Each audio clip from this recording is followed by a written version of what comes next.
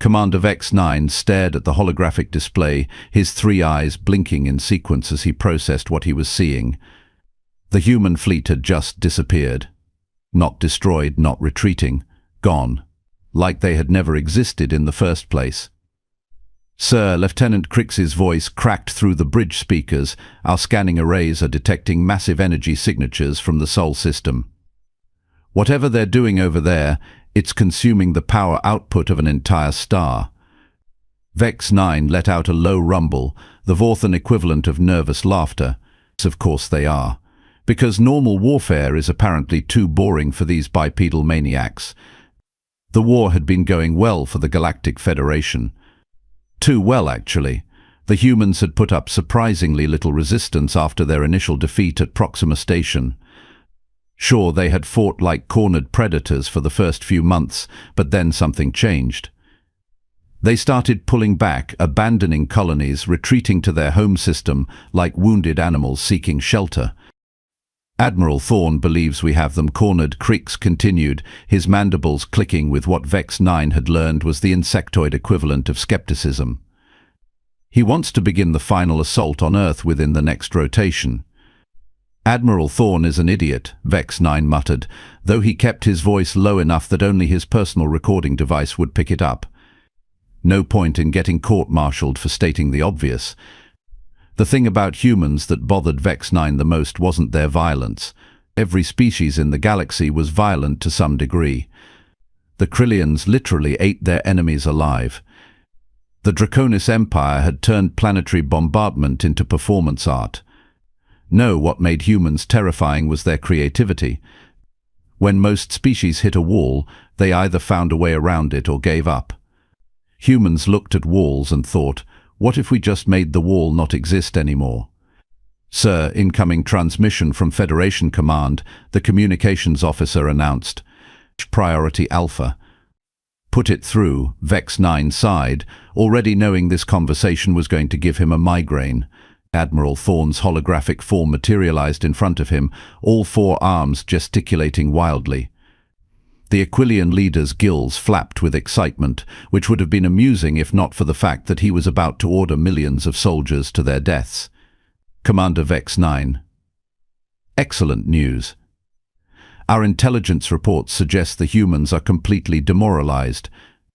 Their fleet strength is at an all-time low, and our sources indicate they're ready to surrender." "Sources?" Vex-9 raised one of his eyebrows. "What sources? Every human colony we've encountered has been completely abandoned. Not evacuated, mind you, abandoned. They left everything behind. Food still on tables, lights still on, vehicles still running. That's not demoralization, Admiral. That's preparation." Thorne's gills fluttered dismissively. "You're overthinking this, Commander. They're a young species.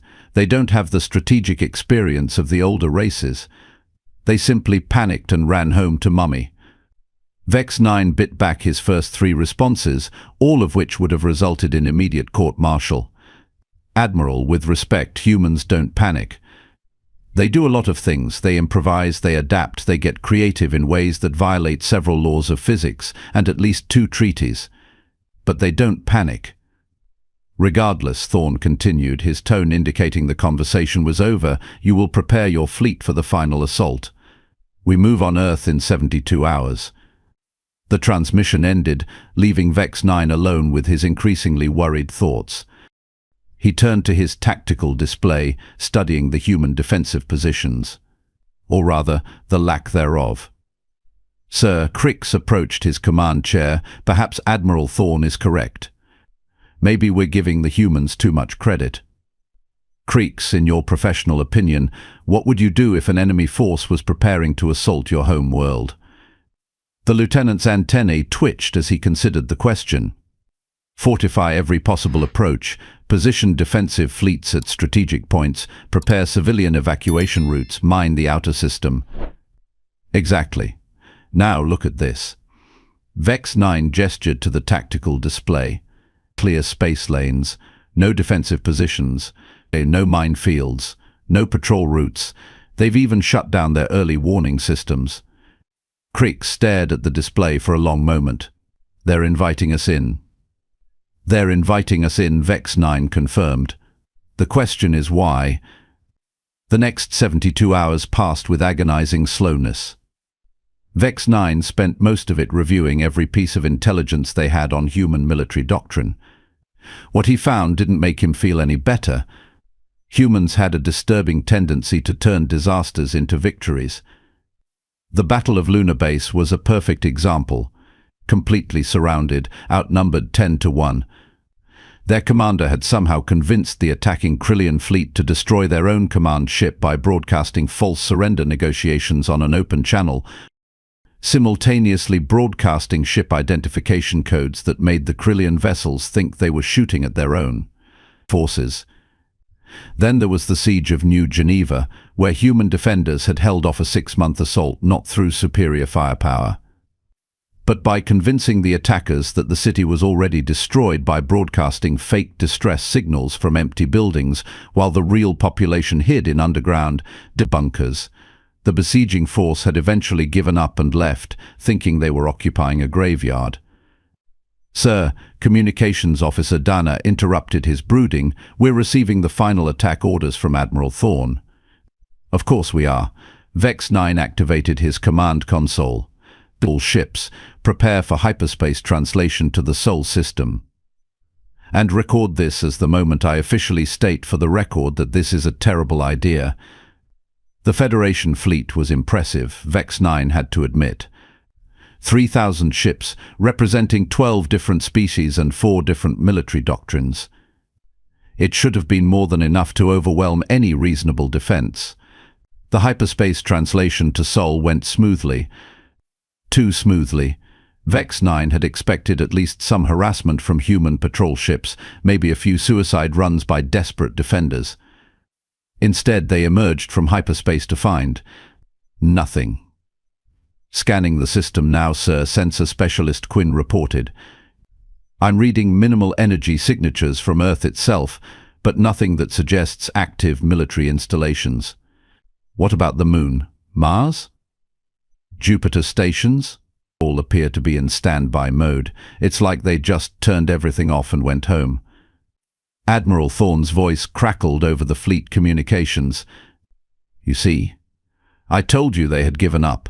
All ships form attack formation and proceed to Earth. We'll accept their surrender and be home in time for dinner." Vex 9 watched the fleet spread out into standard assault formation. Beautiful, really.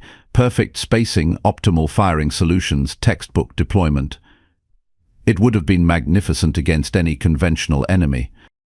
"Sir," Quinn's voice carried a note of concern, "I'm detecting some unusual readings from Earth's moon." "Define unusual." "Well, for starters, it appears to be humming." "I'm sorry, what?" "The entire lunar mass is resonating at a very specific frequency. It's almost like..." Quinn never finished that sentence. The moon exploded. Not the surface, not a section. The entire satellite simply came apart like it was made of paper. But instead of debris flying outward as physics would demand, the pieces reformed into something else entirely. Something that made Vex 9's 3 stomachs clench in synchronized terror. "By the eternal void," he whispered, "they turned their moon into a weapon." The reformed lunar mass was now clearly artificial. Geometric patterns covered its surface, and energy readings that had been hidden moments before now blazed across every sensor in the fleet. It wasn't just a weapon. It was the biggest weapon anyone had ever built. "Fleet Command, this is Commander Vex 9, he announced on the emergency channel. "I strongly recommend immediate retreat. The humans have just revealed a planetoid-class weapon system." "Negative, Commander." Thorne's reply came back immediately. "We outnumber them 3,000-1. To continue the attack." "Admiral, they just turned their moon into a gun." "It's a bluff. Continue the attack." That's when Earth started talking. Not through communications arrays, not through quantum transmission protocols. The entire planet began broadcasting on every frequency simultaneously, and the message was simple enough that even the translation computers had no trouble with it. "Since you chose war, let us show you how it's done." The voice was calm, almost conversational. It sounded distinctly human, but there was something underneath it. Something that suggested this wasn't just one person speaking, but millions, maybe billions. "Sir," Dana called out, his voice higher than usual, "I'm reading massive power fluctuations throughout the system. Every planet, every asteroid, every piece of space debris larger than a shuttle is lighting up on sensors." Vex 9 stared at his tactical display as red dots began appearing everywhere. Mars wasn't just a planet anymore. It was a fortress. The asteroid belt wasn't random chunks of rock. It was a minefield the size of a solar system. Jupiter's moons were weapons platforms that had been hiding in plain sight for who knows how long. "How long?" he asked quietly. "Sir." "Patient. How long have they been planning this? How long have they been turning their entire star system into a weapon?" Before anyone could answer, the human voice spoke again, and this time Vex 9 could hear the smile in it. "Welcome to Sol. Population, several billion very annoyed humans. Current status, ready for war." The first shot came from Ceres. What had appeared to be a harmless asteroid suddenly revealed itself as a particle accelerator the size of a small moon. The beam that emerged from it was pure destruction, invisible to the naked eye, but capable of erasing matter from existence. The Federation flagship simply wasn't there anymore. Evasive maneuvers. Vex 9 shouted, but he knew it was too late. They weren't fighting a fleet. They weren't even fighting a planet. They were fighting an entire star system that had been quietly turning itself into the galaxy's most elaborate death trap. Mars opened fire next, revealing that its polar ice caps were actually the cooling systems for weapons that could crack moons. Venus dropped its atmospheric disguise and showed itself to be a massive factory complex that was currently producing attack drones at a rate of approximately 1 per second. But it was Jupiter that made Vex 9 realize just how completely they had been outplayed. The gas giant's atmospheric storms suddenly organized themselves into geometric patterns, and he realized with growing horror that the entire planet was a computer. Not just any computer. A computer powerful enough to calculate the exact trajectory of every ship in the Federation fleet and predict their movements several minutes into the future. "Sir," Quinn's voice was approaching panic. "The humans aren't just shooting at where we are. They're shooting at where we're going to be." Indeed, Federation ships were flying directly into weapons fire that had been launched before they had even begun their evasive maneuvers. It was like trying to fight an enemy that could see the future. "Fleet Command, Vex 9 tried again, we need to retreat." "Now." "Negative." Thorne's voice was shrill with panic disguised as determination. "We have them outnumbered. Continue the attack." "Admiral, they turned their entire solar system into a weapon." "We're not outnumbered, we're surrounded." That's when the human voice spoke again, and Vex 9 could swear he heard laughter underneath the words. "You seem confused. Let us clarify the situation. You are not invading our home, you are inside our weapon. Please stand by while we demonstrate." The demonstration began with Saturn. The ringed planet's magnificent ice rings suddenly revealed themselves to be composed not of frozen water, but of self-replicating combat drones. Millions of them. Maybe billions. They poured out of Saturn's ring system like angry insects from a kicked hive, each one no larger than a fighter craft, but moving with coordination that suggested a single controlling intelligence. "Sir," Crix reported, his voice steady despite the circumstances, "tactical analysis suggests each drone is equipped with quantum destabilizers. They're not trying to blow us up, they're trying to make us stop existing." "Well," Vex 9 said, settling back in his command chair with resignation, "at least now I know why the humans were retreating. They weren't running away from us. They were making sure we followed them into the biggest trap in galactic history." The Federation fleet was disintegrating around them. Not from overwhelming firepower, though there was plenty of that, but from precision. Every shot the humans fired was exactly calibrated to cause maximum damage with minimum energy expenditure. They weren't just winning, they were being efficient about it. Sir, Dana announced, incoming transmission from Earth. Personal message for you, Commander. Put it through. A human appeared on his personal display, male, middle-aged by their standards, wearing what appeared to be a casual uniform. He was sitting in what looked like an ordinary office chair, drinking something from a ceramic mug. Commander Vex 9, I presume. I'm General Murphy, Earth Defense Command. I wanted to thank you personally. Thank me. Vex 9 was too stunned to be properly angry. Thank me for what? For doubting this invasion plan. Our intelligence networks picked up your objections to Admiral Thorne's strategy. We appreciate a fellow professional who understands that warfare isn't about who has the biggest guns, but about who has the better plan. Vex 9 stared at the human general, who was calmly sipping his beverage while the largest military fleet in galactic history was being systematically dismantled around them. You've been planning this for how long? Oh, since about 30 minutes after we made first contact with galactic civilization. We ran the probability calculations, and there was approximately a 97% chance that someone would eventually decide we needed to be conquered. So we prepared. You prepared by turning your entire star system into a weapon. We prepared by turning our entire star system into several thousand weapons, Murphy corrected. We're humans, Commander. We don't do anything halfway.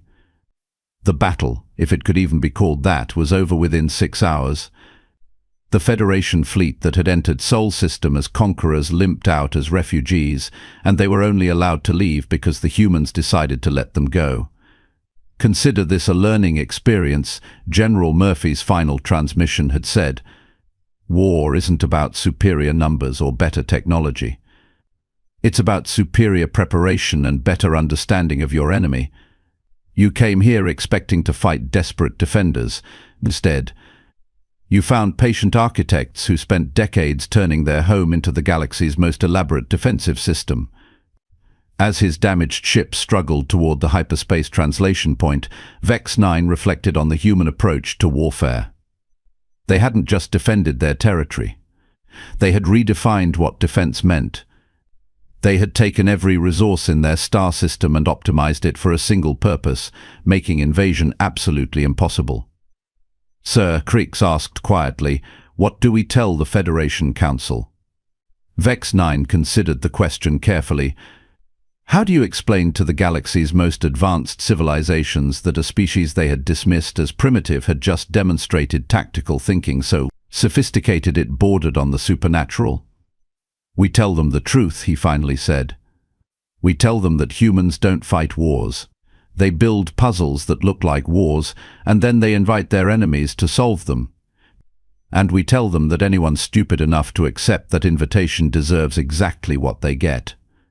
The journey back to Federation space was quiet, filled with the kind of contemplative silence that follows a complete re-evaluation of everything you thought you knew about the universe. Vex 9 spent most of it writing his report, trying to find words to describe what they had witnessed. How do you explain that an entire species had apparently decided that conventional military doctrine was for amateurs and had instead opted for turning physics itself into a weapon? The final line of his report would become legendary in Federation military academies. Recommendation: classify humanity as a Tier 1 existential threat and establish a permanent defensive perimeter around Sol System.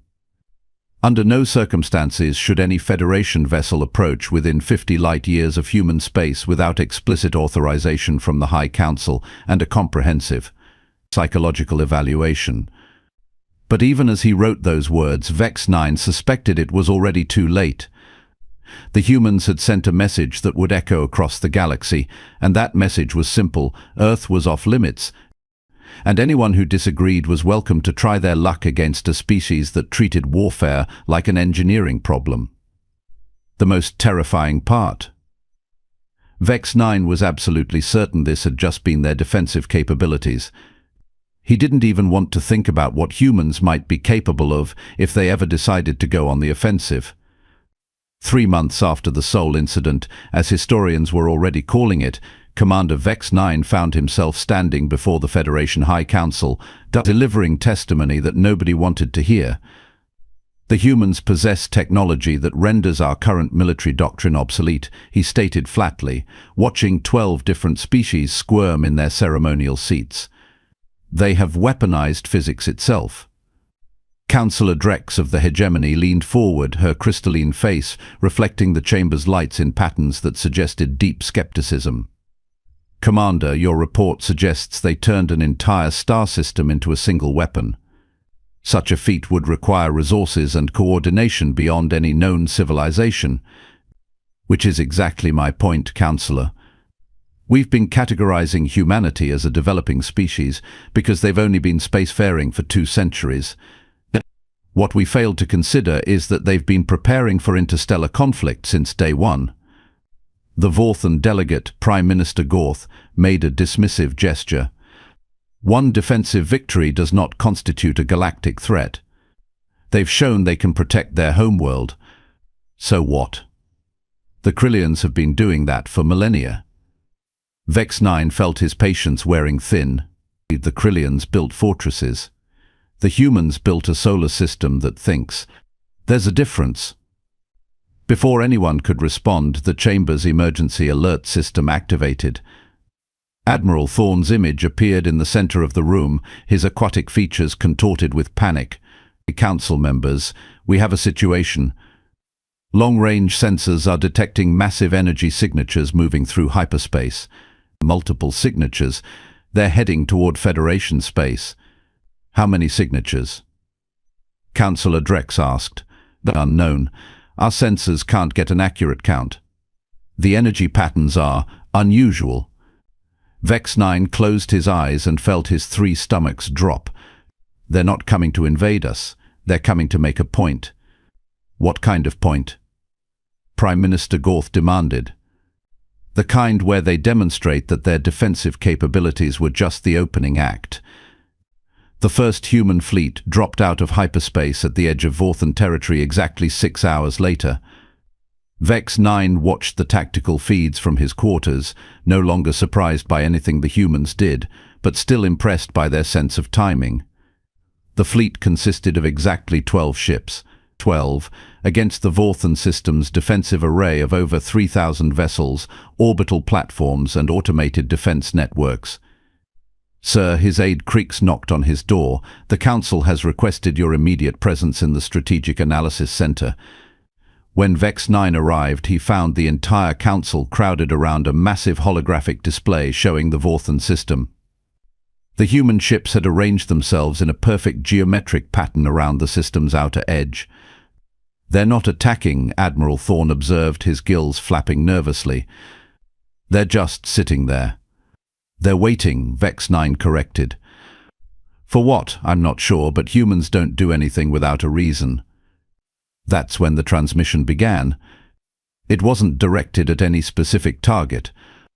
The human fleet was broadcasting on every frequency simultaneously, in every known language, with perfect translation protocols that suggested they had been studying galactic communications for far longer than anyone had realized.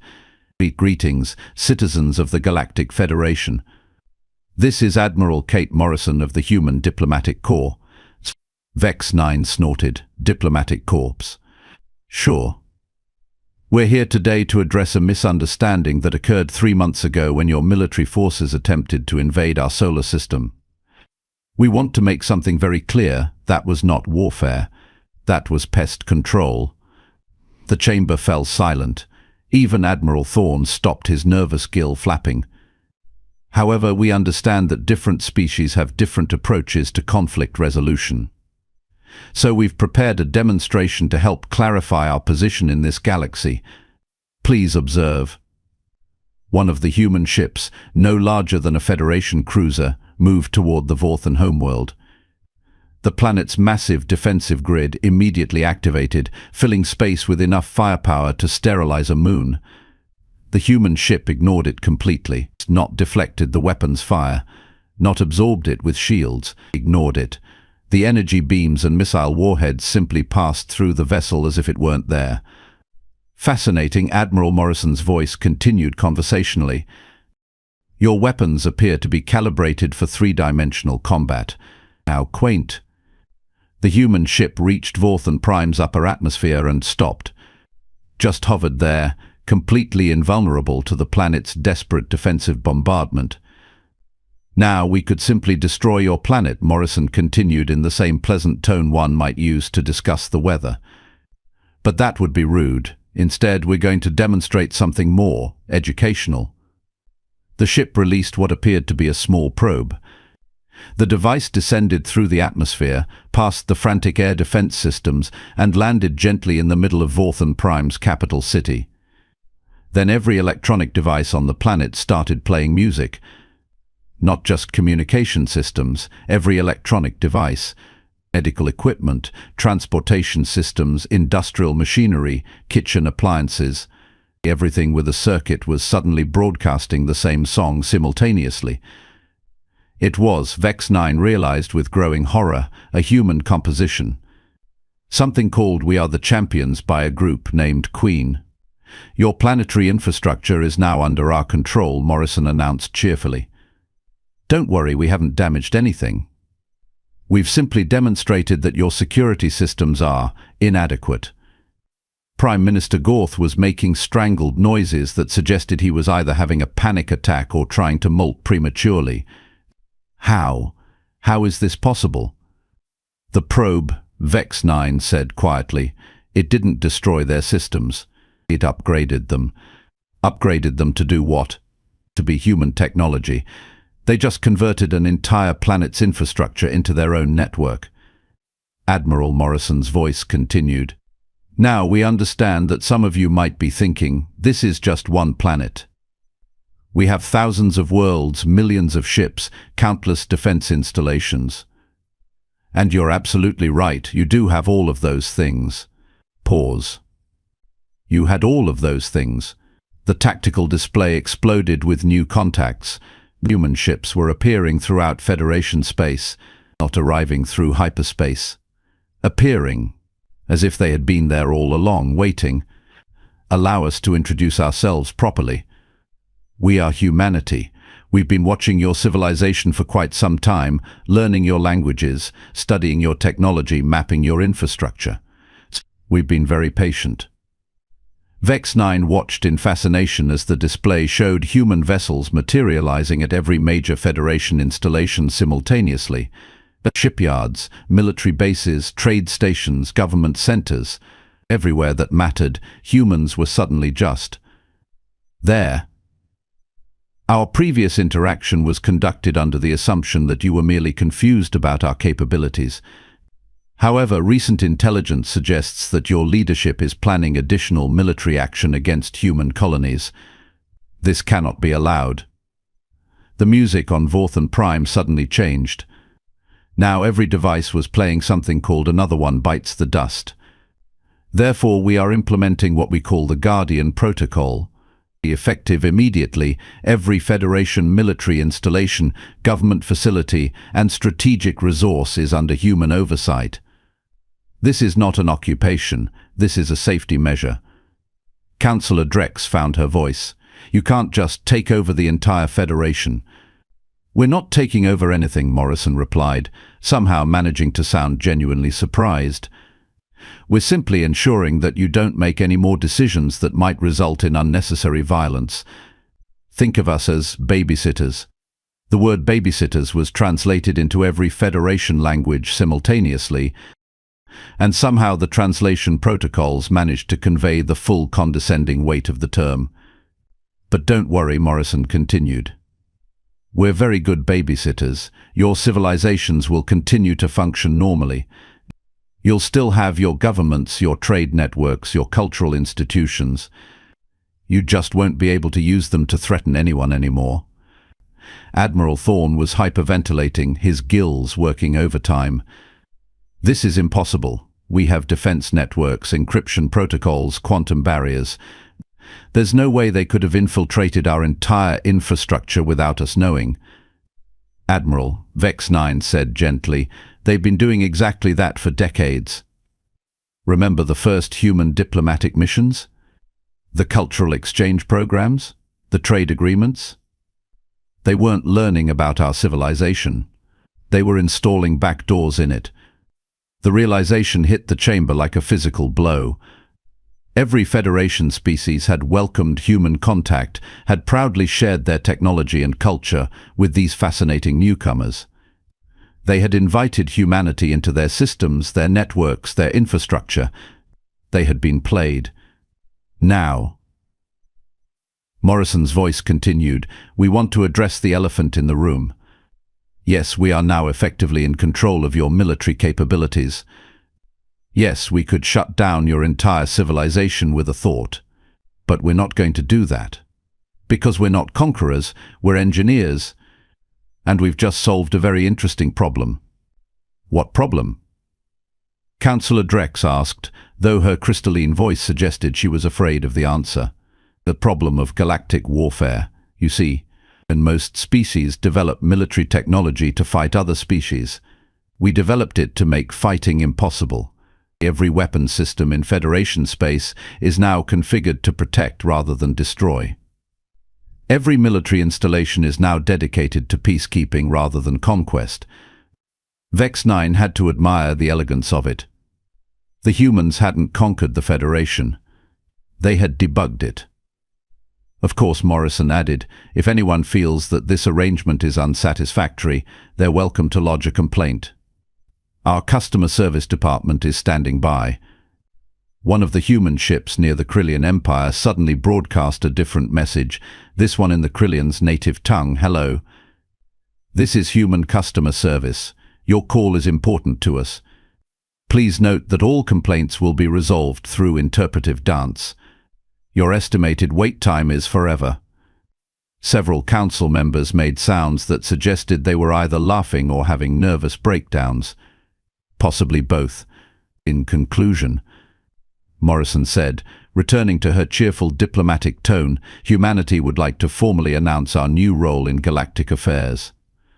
We are now the Galaxy's IT department. If something isn't working properly, we'll fix it.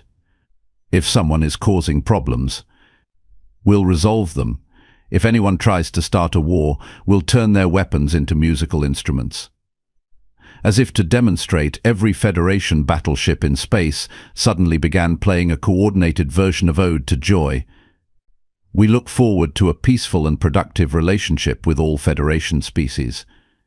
Thank you for your attention, and remember, we're here to help. The transmission ended, leaving the council chamber in stunned silence. Well, Vex 9 said finally, I suppose that settles the question of whether humans are a galactic threat. How is this settling anything? Prime Minister Gorth demanded. They've just taken over the entire Federation. No, Vex 9 corrected, they've just made it impossible for the Federation to threaten anyone, including itself. They've eliminated warfare as a viable option for anyone in this galaxy. He stood up, brushing off his uniform. And honestly, after watching us try to invade their home system with the tactical sophistication of a pack of hungry animals, I'm starting to think that might not be such a bad thing. As he left the chamber, Vex 9 could hear the other council members arguing frantically about response options, resistance strategies, diplomatic solutions. But he knew it was pointless. The humans had just demonstrated something that would fundamentally change galactic civilization forever. They had proven that the most effective form of warfare was making warfare impossible. Outside the chamber, Vex 9 paused to listen to the sound of his own ship's communication system, which was now playing something called Don't Stop Me Now by the same group called Queen. Despite everything, he found himself smiling. The humans had a point. This was actually much better than getting shot at. And somewhere in the back of his mind, a small voice was wondering what other problems humanity might decide to solve next. The galaxy, he suspected, was about to become a much more interesting place. The final entry in Commander Vex 9's personal log read, Note to self, never underestimate a species that treats galactic domination as a customer service issue. Also, human music is surprisingly catchy. 3 months later, galactic warfare was officially extinct. Federation military academies had been converted to conflict resolution schools, And every major government in the galaxy had a human technical advisor who was really good at making sure everyone played nice. It turned out was just another engineering problem. And humans were very good engineers.